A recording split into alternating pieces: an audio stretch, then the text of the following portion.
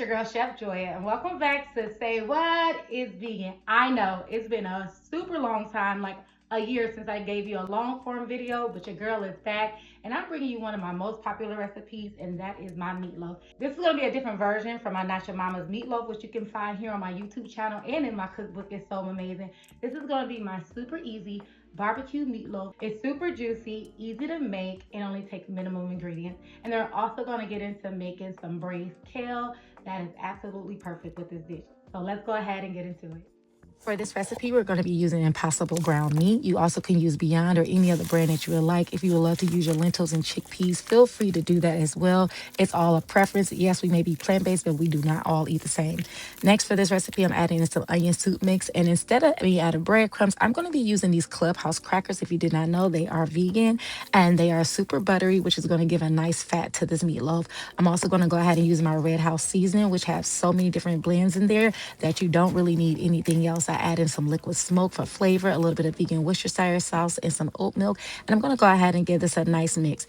I also add in here some flaxseed meal, which acts as an egg replacer. Now let that sit for about 1 minute so it can get really stiff. Next, I'm going to take my pan. I've already preheated my oven on 375 degrees. I'm going to add in some parchment paper. I like my meatloaf really rich and thick, so it should be thick enough to you only need a spatula and be able to form it into its shape. Next, I'm going to go ahead and add a little bit of avocado oil on it. Yes, this meat does have some oil, but for it to get the nice texture, I like to add a little bit more to it. Next, I'm going to go ahead and work on my kale. Now, this kale is called dinosaur kale or lacinato kale. I'm not pronouncing that right, but you can find it in most grocery stores. And you want to give that a nice wash to get out any bugs or any dirt that's on there. I like to fold it, and then I go ahead and slice it really thin. The thinner you chop your greens, the faster they cook. And I do use the entire stem because I like to get all those nutrients out. Now, with cooking this kale, I'm going to braise it, which means I'm not going to cook it in as much liquid as I do like my collard greens or turnips, because it has literally like a 5 to 10 minute cook time. I'll go ahead and add that to a bowl. And if you do want to take off those stems, you just slice it right out the middle. And then you go ahead and give it a nice little roll up and slice your kale down. It should end up being into like a ribbon strip. But if you want that shorter, you can go ahead and cut that as well.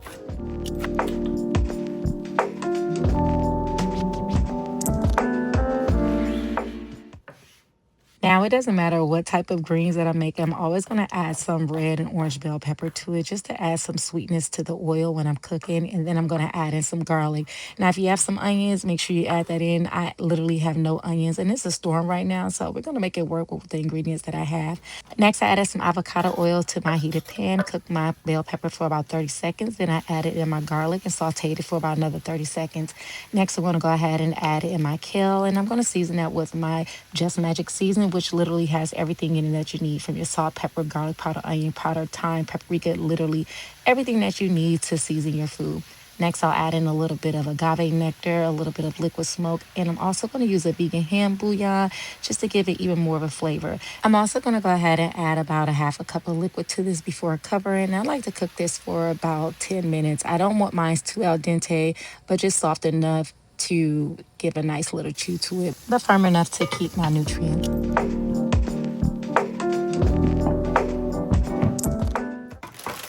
Barbecue sauce is the ultimate cheat code with meatloaf. Now, my cookbook is so amazing. I teach you how to make your own glaze. But if you're new to cooking or you want to make something super fast and easy, barbecue sauce is the way to go. You can use any brand that you'll like. And be sure to put this in the oven for another 10 minutes so it can come out with a nice, bubbly, sticky glaze.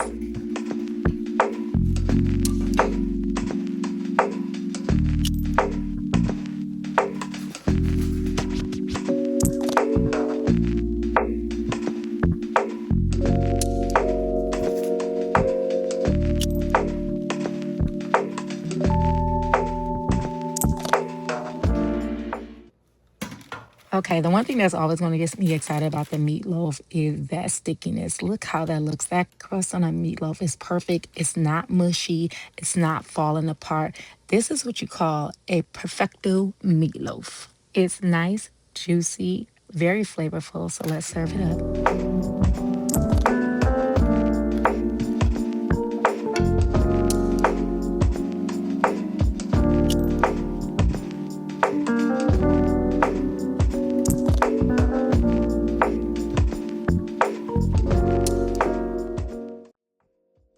got to give all of this a taste.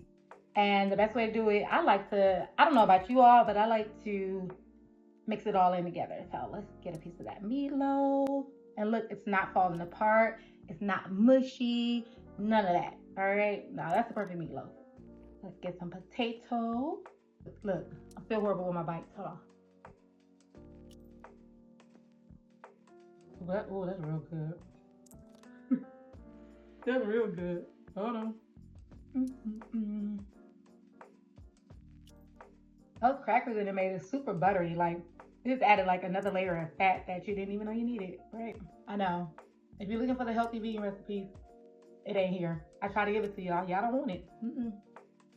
Y'all come here for soul food and comfort food, and I got you. Look at these braised greens.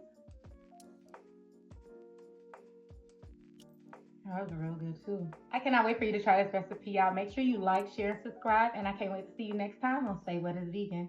Ciao.